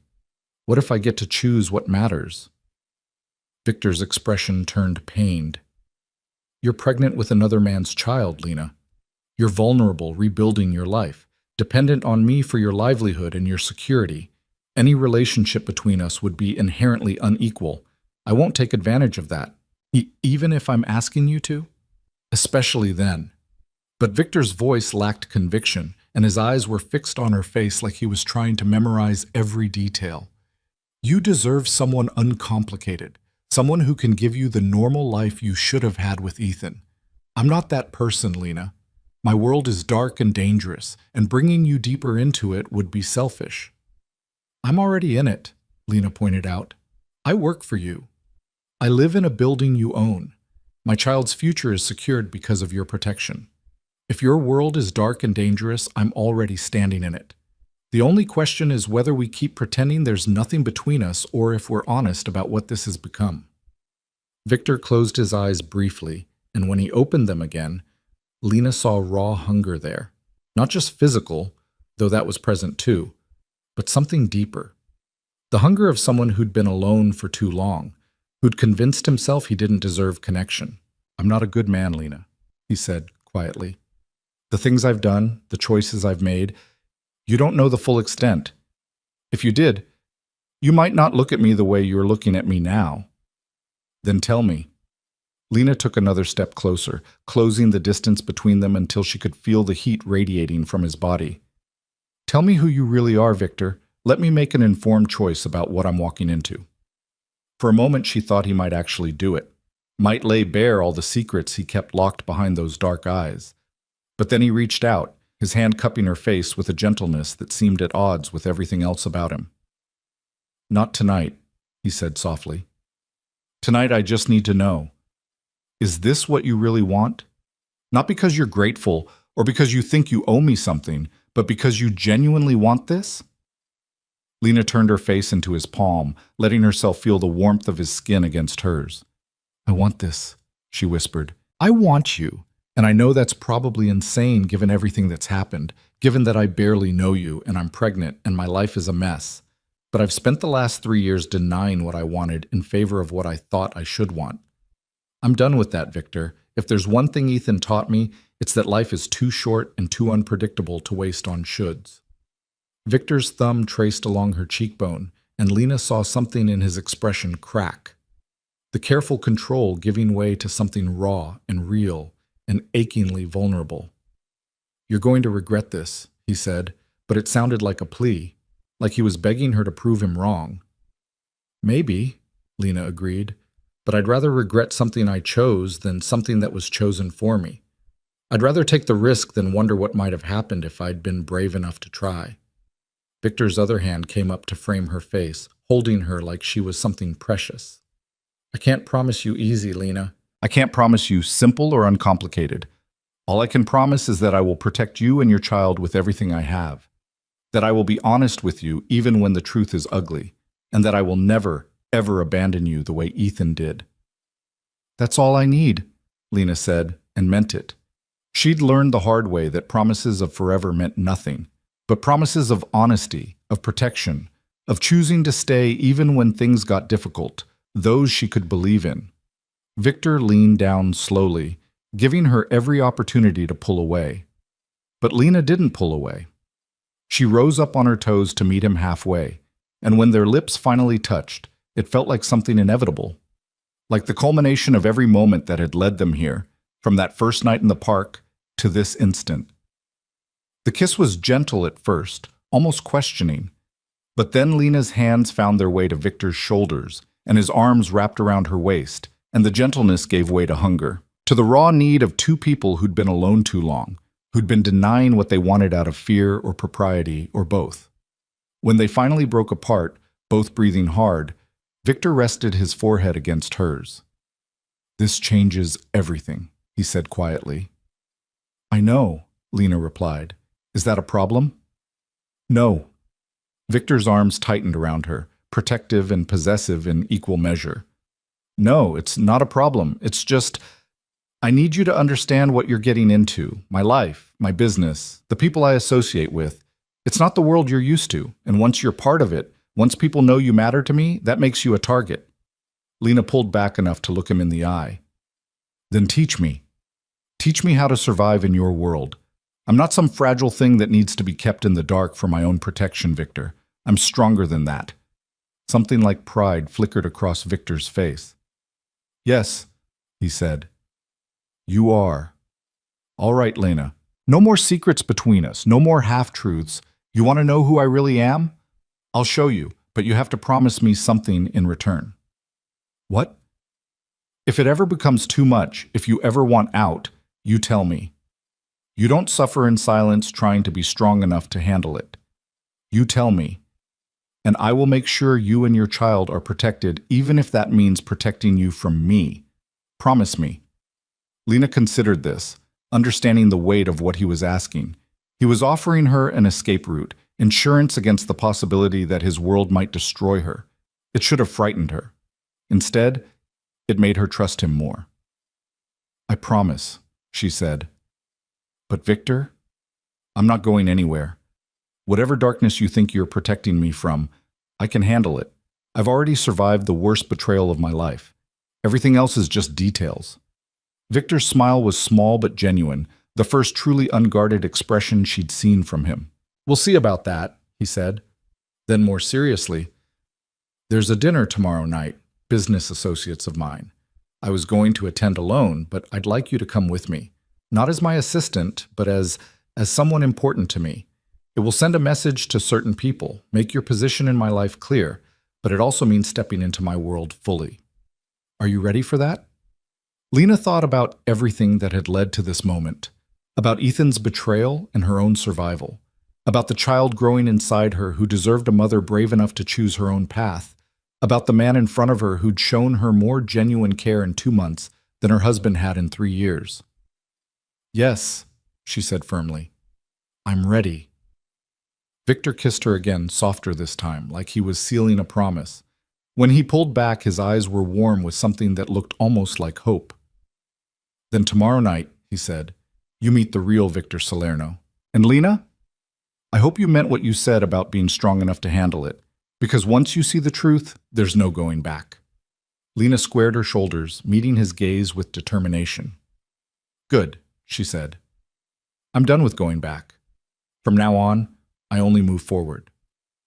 And standing there in Victor's arms, overlooking a city full of possibilities and dangers in equal measure, Lena Moore meant every word. She'd been broken by betrayal, had rebuilt herself from nothing, and had found something unexpected in the process, not just safety or security, but the potential for something real. Whatever came next, whatever darkness Victor's world contained, she would face it with her eyes open and her heart finally willing to risk itself again. Because the alternative, staying safe but alone, protected but unfulfilled, wasn't living, it was just surviving, and Lena had done enough surviving to last a lifetime. The dress Victor had sent to her apartment that morning was black, elegant, and far more expensive than anything Lena had ever owned.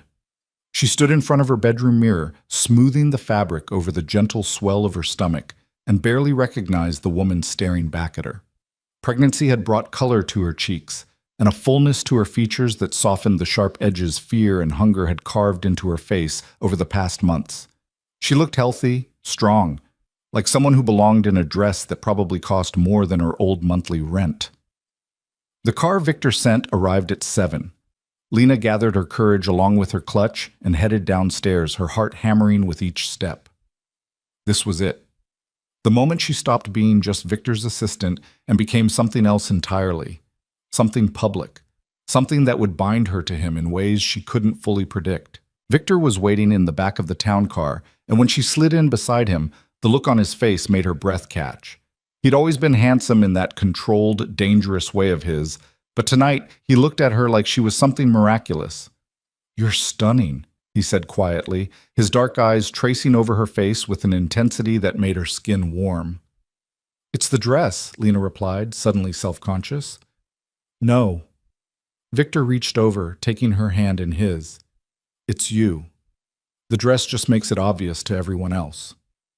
The drive to the restaurant took them to a part of Manhattan Lena had only ever seen from the outside. The kind of neighborhood where wealth whispered rather than shouted, where restaurants didn't have signs because if you needed to ask where they were, you couldn't afford to eat there. Victor helped her from the car, his hand settling at the small of her back in a gesture that was both protective and possessive. Inside, the restaurant was all dark wood and soft lighting, intimate in a way that suggested secrets shared over expensive wine. A host greeted Victor by name, leading them through the main dining room to a private area in the back. Lena felt eyes following them, assessing her, calculating what her presence at Victor Salerno's side meant. The private room held a single large table where 4 people were already seated. They looked up as Victor and Lena entered, and Lena felt herself being evaluated by gazes that missed nothing. "Victor," one of the men said, standing. He was perhaps 50, with silver hair and the kind of tan that came from winters in warmer climates. "You're late. We were beginning to think you'd changed your mind about joining us." "Antonio," Victor replied smoothly. "I apologize. I was ensuring my guest was comfortable." He guided Lena forward with gentle pressure at her back. "Everyone, this is Lena Moore. Lena, allow me to introduce Antonio Ricci, his wife Sophia, Marcus Chen, and Yuki Tanaka. The names meant nothing to Lena, but the way Victor said them suggested they should. She smiled politely as each person acknowledged her with varying degrees of curiosity and calculation. Moore, Antonio repeated, his eyes sharp. Any relation to Ethan Moore? Works in finance? Recently relocated to California? Lena's smile froze. Victor's hand tightened almost imperceptibly at her back, a silent message of support. My ex-husband, Lena said evenly. We're divorced. Ah. Something knowing flickered across Antonio's face. My apologies, I didn't mean to bring up uncomfortable history, but his tone suggested he'd meant to do exactly that, testing her reaction. Ancient history, Victor said, his voice carrying a warning edge. Lena works with me now, and she's under my protection. I trust that's clear to everyone here? The statement hung in the air, weighted with implications Lena didn't fully understand, but she watched the other people at the table process the information, watched them recalibrate their assessment of her. Sophia Ricci's expression softened slightly. Marcus Chen nodded with what looked like respect. Yuki Tanaka simply smiled, a small, knowing curve of her lips. Crystal clear, Antonio said finally, gesturing to the empty seats. Please, join us. We have much to discuss, and the night is young. As they settled into their chairs, Victor's hand found Lena's under the table, squeezing gently. She squeezed back, drawing strength from the contact.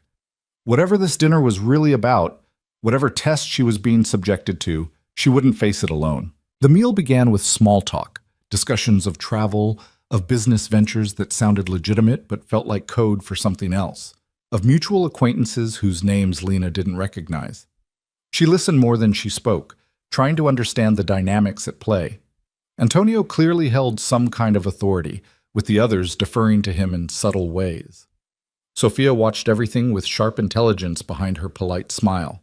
Marcus spoke rarely but with precision when he did. And Yuki seemed to find the entire evening amusing, like she was watching a play whose ending she already knew. It was midway through the main course when the conversation shifted. So, Victor, Antonio said, setting down his wine glass, you've been unusually quiet about the Brooklyn situation. We've all been wondering when you plan to make your move. Victor's expression didn't change, but Lena felt him tense beside her. The situation is being handled. The parties involved understand the consequences of continued interference. Do they? Marcus leaned forward slightly. Because from where I'm sitting, it looks like they're testing boundaries, seeing how far they can push before you push back. And I'm letting them, Victor replied calmly. Patience reveals intentions. Once I know exactly who's involved and what they're trying to accomplish, I'll respond appropriately. Appropriately, Yuki repeated, her accent making the word sound almost musical. Such a careful choice of language, Victor. You've always been so measured in your approach. It's what makes you valuable. But sometimes measured responses are interpreted as weakness. Let them interpret it however they like, Victor said. I'm not concerned with their perceptions. I'm concerned with outcomes. And the outcome will be exactly what I intend it to be. Lena tried to follow the conversation, but it felt like listening to people speak in code. Brooklyn situation, and parties involved, boundaries being tested. Every word seemed to carry weight beyond its surface meaning. And what about new partnerships? Antonio asked, his gaze sliding to Lena briefly before returning to Victor. Are you open to expanding your network, or are you consolidating? That depends on the partnership being offered, Victor replied. I'm always open to mutually beneficial arrangements with people I trust, but trust, as we all know, is earned slowly and lost quickly. Indeed it is. Antonio smiled, but it didn't reach his eyes. Which is why bringing your personal life into business circles is always such an interesting choice. It creates vulnerabilities. The statement was a challenge, thinly veiled as observation. Lena felt Victor's hand tighten on hers under the table, but his expression remained neutral. It creates clarity, Victor corrected. Everyone here now knows that Lena is important to me, that any threat to her is a threat to me. That removes ambiguity, which I find infinitely preferable to wondering who might try to use personal connections as leverage. A bold strategy, Marcus said quietly. Exposing what you care about. Only if you're afraid of defending it, Victor replied. I'm not. The exchange sent a chill down Lena's spine. She was beginning to understand what Victor had meant about his world being dark and dangerous. These people weren't discussing business in the conventional sense. They were discussing power, territory, leverage, and Victor had just made her a piece on their chessboard by acknowledging how much she mattered to him. Sophia Ricci, who'd been silent through most of the dinner, chose that moment to speak directly to Lena. How far along are you, dear? She asked, her voice kind despite the calculating look in her eyes. Lena startled slightly at being addressed. 20 weeks, she said, about halfway. And the father? Sophia's question was delicate but pointed. Isn't in the picture, Lena replied, lifting her chin slightly. By choice. His choice. Ah. Sophia's expression flickered with what might have been sympathy. That must have been difficult. It was, Lena admitted, but it also clarified things, made me realize that the life I thought I wanted wasn't actually the one I needed. How philosophical, Antonio said dryly. And now you find yourself in Victor's orbit. One might argue you've traded one complicated situation for another. Lena felt anger spark in her chest at the dismissive tone. Before Victor could respond, she leaned forward slightly, meeting Antonio's gaze directly. With respect, Mr. Ricci, there's no comparison. My ex-husband abandoned me when I was pregnant and homeless because I was inconvenient to the life he wanted. Victor offered me stability, employment, and protection when I had nowhere else to turn. If that's complicated, I'll take complicated over abandoned any day. Silence fell over the table. Lena realized she might have overstepped, might have said too much or been too direct, but she was tired of being talked around, tired of being treated like an interesting problem rather than a person. Then Yuki laughed, genuine and delighted. Oh, I like her, she said, looking at Victor with open amusement. She has spine. That's rare in your world, Victor. Most people are too afraid of offending to speak truth. Victor's expression had softened, pride evident in his eyes as he looked at Lena. Yes, he said quietly. She does have spine. It's one of the many things I value about her. Antonio studied Lena for a long moment, then nodded slowly. My apologies, Ms. Moore. I was testing you, which was rude. But now I understand why Victor chose to introduce you to us. You're not someone who needs protecting from our world. You're someone capable of existing in it. I'm someone who survived worse than social politics, Lena said evenly. And I'm someone who values honesty over games.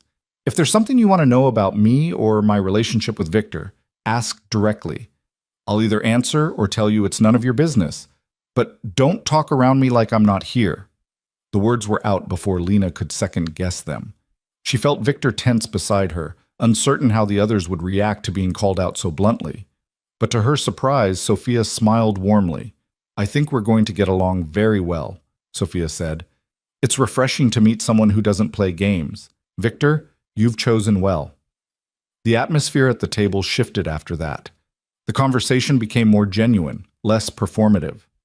Antonio asked Lena about her work with Victor, seemed genuinely interested in her assessment of his schedule management. Marcus discussed investments in maternal health initiatives his foundation supported, offering recommendations for pediatricians when the time came.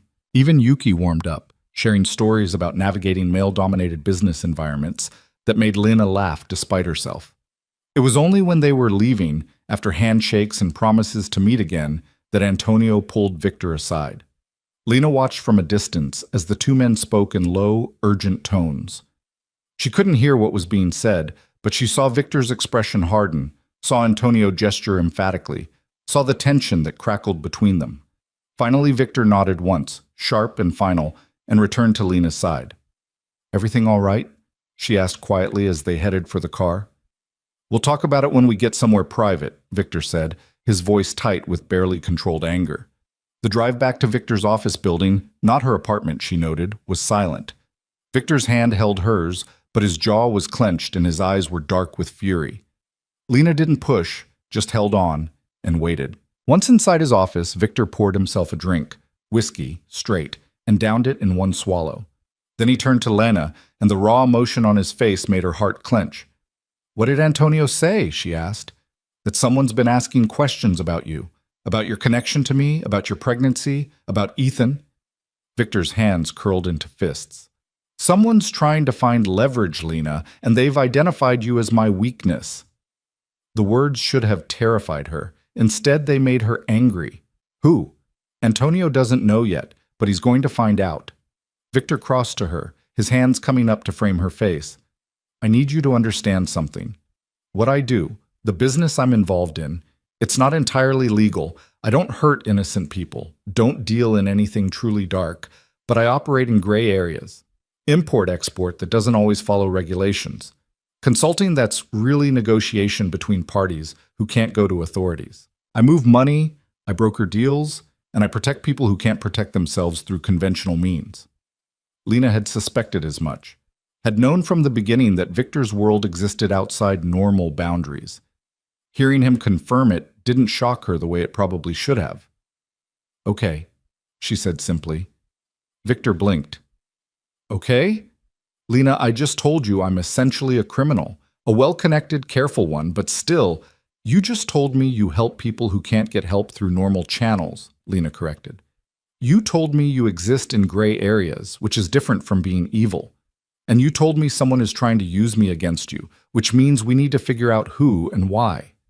She paused, meeting his eyes steadily. Unless I'm wrong? Unless you're actually involved in something that hurts people?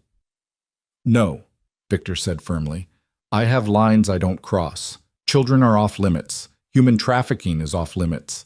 Anything that creates victims is off limits. I facilitate transactions between willing parties, move money for people who need discretion, and occasionally apply pressure to people who deserve it, but I don't create suffering. Then I don't care about the legal technicalities, Lena said. I care that someone is targeting me to get to you. What do we do about it? Victor's expression cycled through surprise, relief, and something that looked like awe. You're not afraid? Of course I'm afraid, Lena admitted. But being afraid doesn't mean running. It means facing the problem with eyes open. You taught me that, Victor. You gave me the resources to fight back when Ethan tried to destroy me. Now someone else is threatening us? We fight back again. Victor pulled her into his arms, holding her tight enough that Lena could feel his heart racing against her chest. You're extraordinary, he said roughly. You know that? I'm practical, Lena corrected. And I'm invested. This isn't just about you anymore, Victor. Someone's threatening my stability, my child's future. That makes it personal. Victor pulled back enough to look at her, his dark eyes intense. Which is exactly why we're going to end this quickly. Antonio is already putting out feelers, finding out who's asking questions. Once we know who, I'll handle it. How will you handle it? Lena asked carefully. Depends on who it is and what they want, Victor said. But it will be permanent. I don't leave loose ends, Lena, and I don't let threats to people I care about go unanswered. There was steel in his voice, a promise of violence that should have frightened her. Instead, it made Lena feel safe, protected. Like no matter what came next, Victor would stand between her and danger. I trust you, she said quietly, to do what needs to be done. Victor's expression softened. He kissed her forehead gently, a gesture of tenderness that contrasted sharply with the conversation they'd just had. Get some rest, he said. Tomorrow we start taking precautions. Security upgrade for your apartment, a driver for when you need to go anywhere, new protocols for the office. I'm not taking chances with your safety. Our safety, Lena corrected, placing his hand on her stomach where their baby, because that's what it had become in her mind, theirs rather than just hers, moved beneath her skin. We're a package deal now, Victor. Whatever protection you're offering, it covers both of us. Victor's hand splayed across her stomach, his expression transforming into something Lena had never seen before, wonder mixed with fierce protectiveness. Both of you, he agreed. I swear it, Lena. Nothing will touch either of you. I'll burn down anyone who tries. Lena believed him, believed it in the set of his jaw, the steel in his voice, the way his hand cradled her stomach like something precious. Whatever darkness existed in Victor Salerno's world, whatever violence he was capable of, it was all channeled toward protection, toward keeping safe the people who mattered to him. And she mattered to him. her and the child growing inside her. They both mattered enough that Victor was willing to go to war to keep them safe. The realization settled over Lena like a warm blanket. For the first time in months, maybe for the first time in years, she felt truly secure. Not because her circumstances were perfect, but because she had someone standing beside her who would fight for her without hesitation. "Take me home," she said softly. "Stay with me tonight. I don't want to be alone." Victor's eyes darkened with emotion. "Are you sure?" "I've never been more sure of anything." Lena reached up, cupping his face the way he so often cupped hers. "I choose this, Victor. I choose you. Whatever comes next, we face it together." Victor kissed her then, deep and claiming and full of promise. When they finally broke apart, both breathing hard, he rested his forehead against hers. "Together," he agreed. "From now on, everything is together. You're not alone anymore, Lena. Neither of us is." As they left his office and headed toward the elevator, Lena felt the last pieces of her old life falling away. She wasn't Ethan Moore's abandoned wife anymore. Wasn't the helpless woman crying on a park bench with nowhere to go and no one to turn to. She was Lena Moore, survivor and fighter. She was carrying a child who would grow up knowing their mother had chosen strength over safety. And she was building something real with a man who saw her as an equal rather than a burden. The future was uncertain, dangerous even, with threats lurking in shadows she couldn't yet see. But Lena had stopped being afraid of uncertainty the moment she'd accepted Victor's business card in that frozen park. Had stopped being afraid of danger the moment she'd chosen to fight back against abandonment. Whatever came next, she would face it with her eyes open and her heart finally willing to trust again. Because the alternative, hiding from risk, protecting herself from potential pain, wasn't living. It was just existing. And Lena Moore was done merely existing. She was ready to fight for the life she deserved, ready to stand beside Victor Salerno and face whatever darkness his world contained, ready to become the mother her child needed, strong, brave, and absolutely unwilling to back down. The elevator doors closed on them standing close together, Victor's arm around her waist and Lena's head on his shoulder. Outside, Manhattan glittered with 1,000 stories of survival and struggle and second chances. Lena's story was just beginning, and this time she was writing it herself. The threat materialized 3 days later in the form of a manila envelope left on Lena's desk. She'd arrived at the office that morning to find it sitting there, unmarked except for her name written in block letters across the front. No postage, no return address. Someone had hand-delivered it, which meant someone had gotten past building security, past Victor's assistant, past every protection that should have kept strangers away from her. Lena's hands shook as she opened it. Inside were photographs, dozens of them. Pictures of her leaving her apartment, entering the office building, sitting in cafes during her lunch breaks. Pictures of her at her prenatal appointments, the doctor's office clearly visible in the background. And worst of all, pictures of her with Victor, taken from a distance but clear enough to show them holding hands, kissing, existing together in moments that should have been private. Beneath the photographs was a single sheet of paper with a typed message that made Lena's blood run cold. Victor Salerno's protection only extends so far. Accidents happen to pregnant women all the time. It would be tragic if something happened to you or your baby because of his arrogance. Tell him to back off the Brooklyn deal, or you'll discover just how vulnerable you really are. Lena dropped the paper like it had burned her, nausea rising in her throat that had nothing to do with pregnancy. Someone was watching her, following her, documenting her life. And they were threatening her child, her innocent, unborn child, to manipulate Victor. She grabbed her phone with trembling fingers and called Victor's direct line. He answered on the first ring. "Lena? What's wrong?" "Someone left an envelope on my desk," she said, her voice shaking despite her best efforts to stay calm. "Pictures of me, of us, and a threat about the baby if you don't back off from some Brooklyn deal." The silence on the other end of the line lasted exactly 3 seconds. When Victor spoke again, his voice was deadly calm in a way that was somehow more frightening than if he'd been yelling. "Lock my office door from the inside and wait for me there. Don't touch anything else. I'm 2 minutes away." He hung up before Lena could respond. She grabbed the envelope and its contents, her skin crawling at the thought of someone watching her through a camera lens, and hurried into Victor's office. She locked the door as instructed and stood by the windows, hugging herself against a chill that had nothing to do with temperature.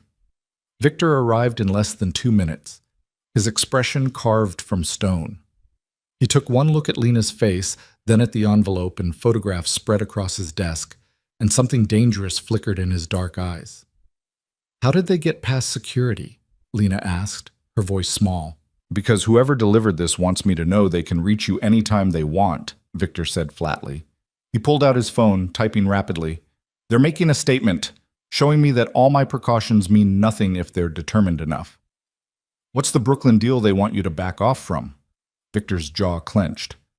"A legitimate property development that happens to sit on land currently controlled by some people who've been using it for less legitimate purposes. They're trying to intimidate me into walking away so they can maintain their operations. What they don't understand is that threatening you just guaranteed I'll destroy them completely."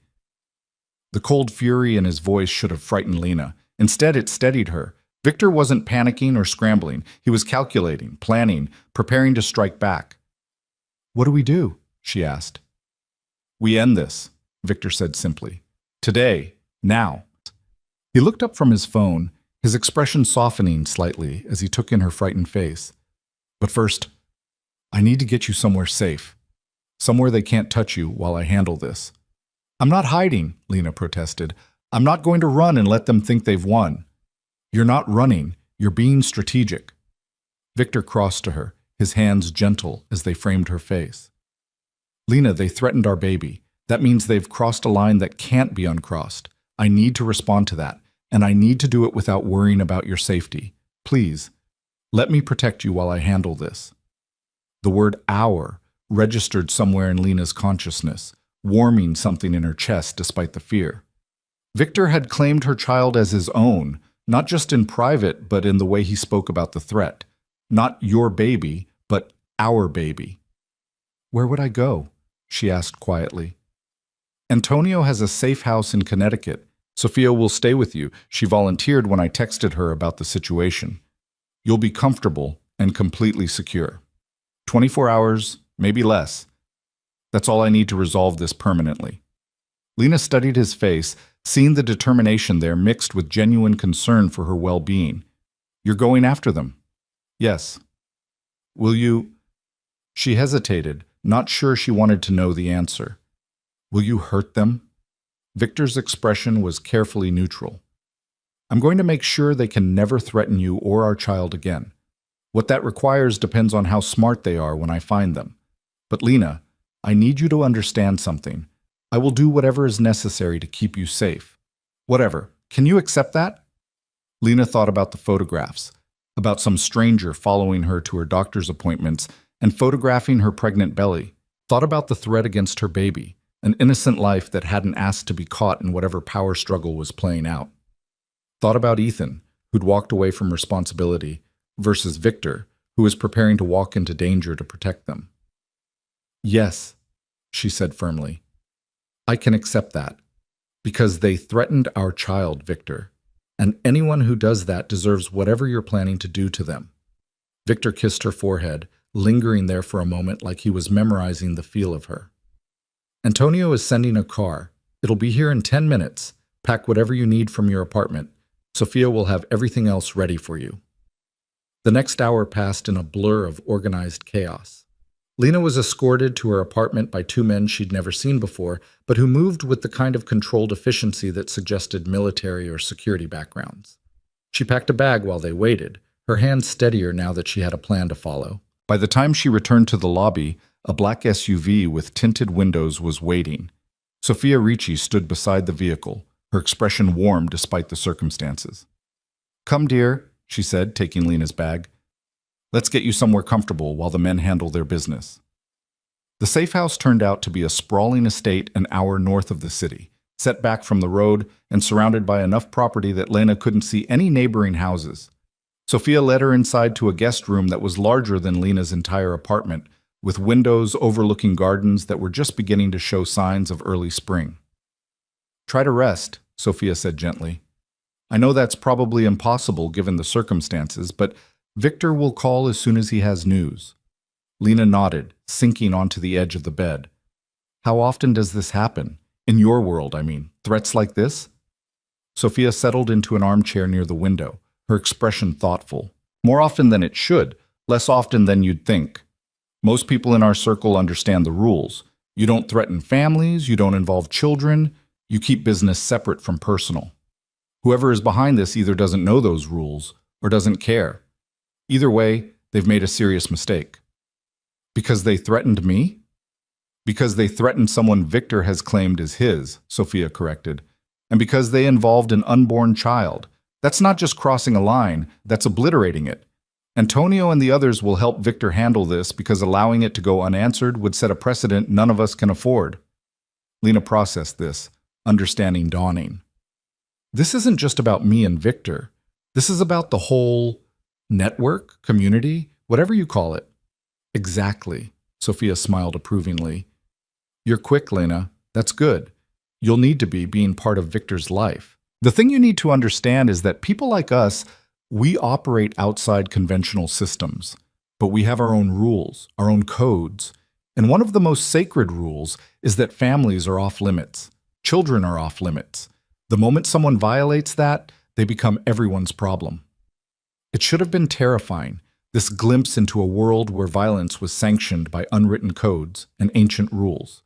But Lena found it oddly comforting. Victor wasn't acting alone.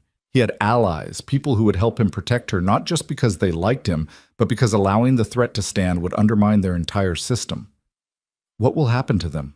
Lena asked quietly. The people who sent the photographs? Sophia's expression hardened. That depends on Victor. But if I had to guess, they'll disappear from New York. Their business interests will crumble, and they'll spend the rest of their lives knowing that if they ever come near you or your child again, the consequences will be significantly worse than exile. Lena's phone buzzed in her pocket. She pulled it out to find a text from Victor. Found them. Handling it now. You're safe. I promise. She showed the message to Sophia, who nodded with satisfaction. Good. Antonio texted me too, said it was exactly who they suspected, some idiots trying to muscle into territory they don't control. This will be resolved quickly. The hours that followed were among the longest of Lena's life. She tried to rest, tried to read, tried to do anything that would quiet the anxious voice in her head, wondering what handling it actually meant. Sophia kept her company, telling stories about her own journey into this world, about meeting Antonio and learning to navigate the complexities of their unconventional life. I was a lawyer, Sophia said at one point, surprising Lena. Corporate law, very prestigious firm. I met Antonio when he needed legal representation for a property dispute. I thought he was just a businessman with complicated holdings. It took me 3 months to realize he was so much more than that. Were you afraid? Lena asked. When you found out the truth? Terrified, Sophia admitted, but also fascinated. Antonio never lied to me, never pretended to be something he wasn't once I started asking questions.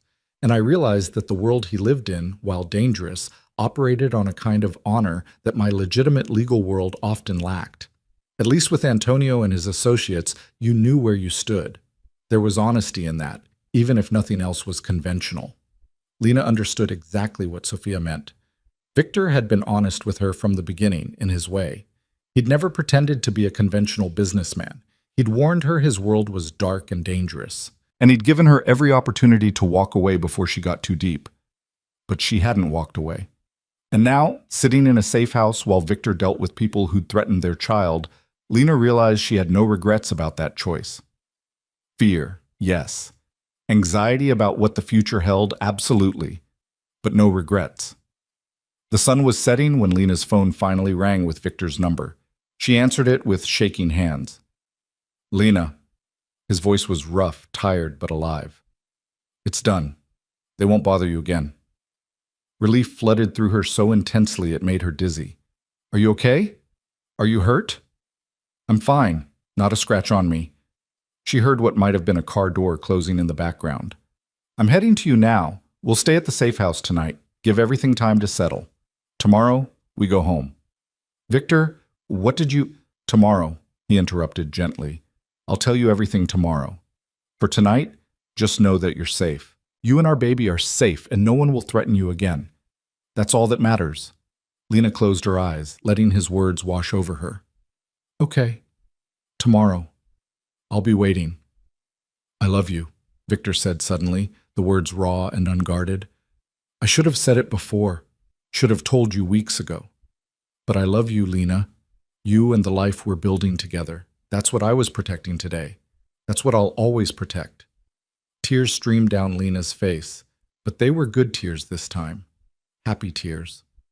"I love you too," she whispered. "Come home to me, Victor. Come home to us." True to his word, Victor arrived at the safe house 2 hours later. Lena met him at the door, and the moment she saw him, whole, unharmed, looking at her like she was everything that mattered, she threw herself into his arms.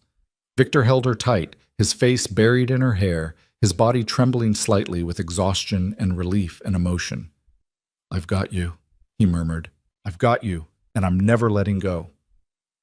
That night, curled up together in the safe house guest room, Victor told Lena everything. About the Brooklyn property development, about the rival organization that had been using the land for money laundering operations, about how they thought threatening her would make him back down. He told her about confronting them with Antonio and Marcus as backup, about the choice he'd given them, leave New York permanently or face consequences that would destroy them completely.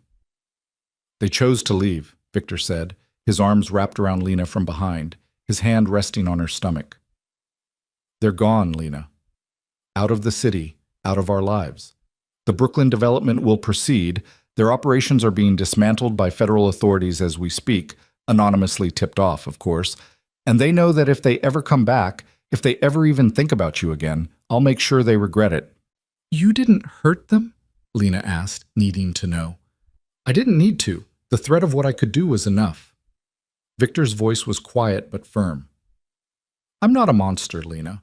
I don't hurt people for pleasure, but I'm absolutely willing to do whatever is necessary to protect what's mine. Today, the necessary thing was making them understand that you're untouchable." Mission accomplished. Lena turned in his arms to face him. "Our baby moved again today," she said softly, "while I was worried about you, like they were reminding me to have faith." Victor's expression transformed, wonder replacing the lingering tension. His hand moved across her stomach, searching for movement. "Can I feel it?"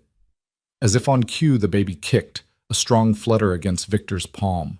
Lena watched his face cycle through surprise, joy, and something that looked almost like reverence. "That's our child," he said, his voice rough with emotion. "Our baby, Lena. Not Ethan's, mine, ours." "Yours," Lena agreed, covering his hand with hers. "In every way that matters, this baby is ours. You're going to be their father, Victor. The only father they'll ever know." Victor kissed her then, deep and claiming and full of promise. When they broke apart, his eyes were bright with unshed tears. "Marry me," he said suddenly.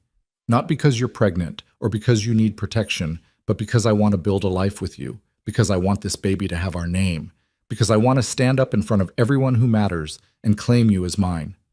Marry me, Lena." Lena's heart felt so full it might burst. "Yes," she said, laughing through happy tears. "Yes, I'll marry you. I'll marry you and build a life with you and raise our child together. Yes to all of it, Victor. Yes." The months that followed passed in a blur of preparation and transformation. The Brooklyn development proceeded without incident, becoming one of Victor's most successful legitimate ventures. The rival organization that had threatened Lena dissolved completely, their members scattered and their operations destroyed. And Lena's pregnancy progressed smoothly, her body changing and growing to accommodate the life inside her.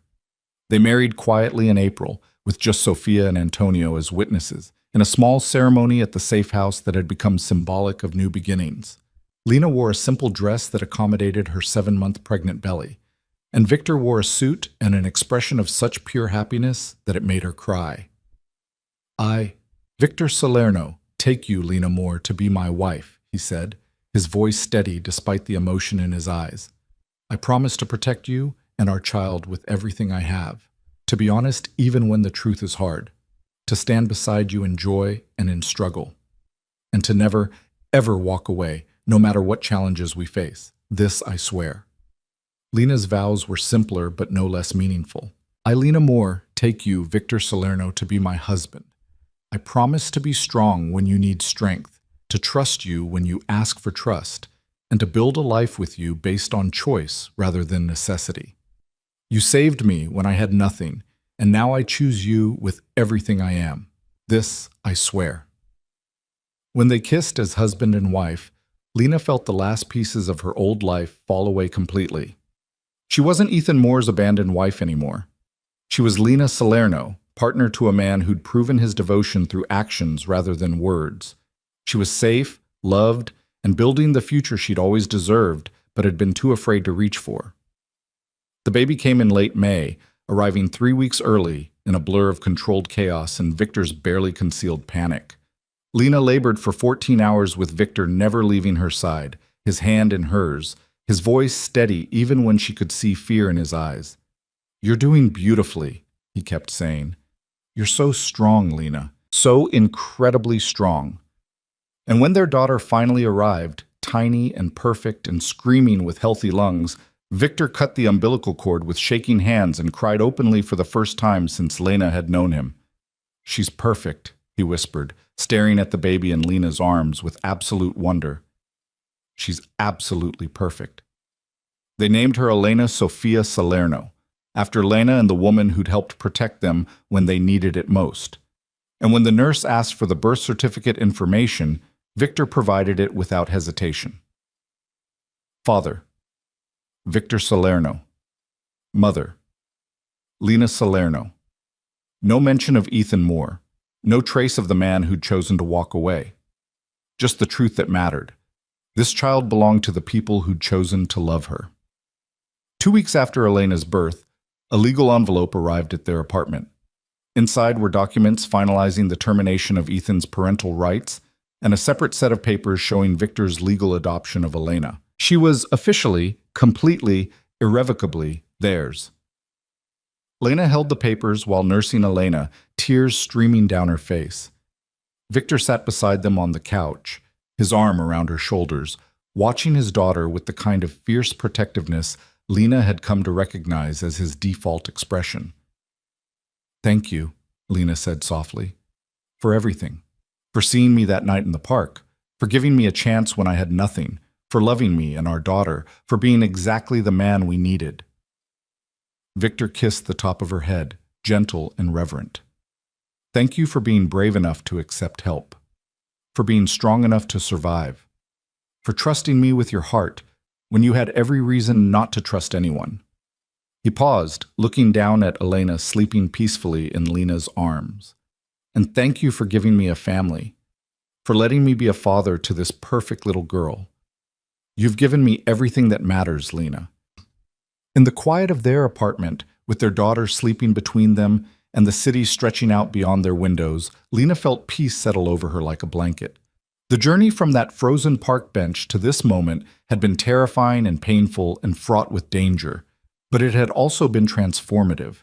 She'd learned that strength came in many forms, in accepting help when you needed it, in fighting back when you were threatened, in choosing love even when it was complicated and scary. She'd learned that family wasn't defined by biology, but by choice, by who showed up when it mattered, by who loved unconditionally even when circumstances were messy. And she'd learned that sometimes the darkest moments led to the brightest futures, that abandonment could lead to a love deeper than anything she'd imagined, that hitting rock bottom could be the beginning of rising higher than she'd ever thought possible. Ethan Moore had walked away from his responsibility, had chosen comfort over commitment, and in doing so, he'd given Victor Salerno the opportunity to step in and become the father Elena deserved, had given Lena the chance to find a partner who saw her as an equal rather than a burden, had inadvertently created the space for a family forged not by blood, but by choice, protection, and unwavering devotion. As Elena stirred in her arms, making the small sounds babies make before waking, Lena looked at Victor and smiled. "Ready for your turn?" Victor took their daughter with practiced ease, cradling her against his chest like she was made of precious glass. Elena settled immediately, recognizing her father's heartbeat, his warmth, his presence. And watching them together, this man who'd been a stranger 6 months ago, and the daughter he loved as fiercely as if he'd been there from conception, Lena felt her heart overflow with gratitude. "I love you," she said, "not for the first time and certainly not for the last. Both of you, my family." Victor looked up from Elena's face, his dark eyes warm with emotion. "We love you too, more than words can express, Lena. You're our heart, our everything." Outside, Manhattan continued its endless rhythm of survival and struggle, of dreams pursued and second chances seized. And inside their apartment, the Salerno family began writing the next chapter of their story. One built on the foundation of love chosen rather than love assumed, of loyalty proven rather than loyalty promised, of protection offered and gratitude returned. Lena Moore had walked into a winter night believing her life was over. But she'd walked out of that darkness hand in hand with Victor Salerno, and together they'd built something beautiful from the ashes of betrayal. Not a fairy tale ending, because fairy tales were simple and their life was beautifully complex, but a real ending, honest and hard-won and absolutely worth every struggle it had taken to get there.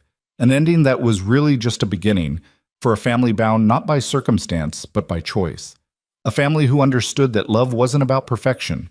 It was about showing up, standing strong, and refusing to walk away when things got difficult. And as Elena slept peacefully in her father's arms, and Lena watched them with eyes full of love, she knew with absolute certainty that they would face whatever came next exactly as they'd faced everything so far. Together, with courage and conviction and unbreakable trust. Together, they were home.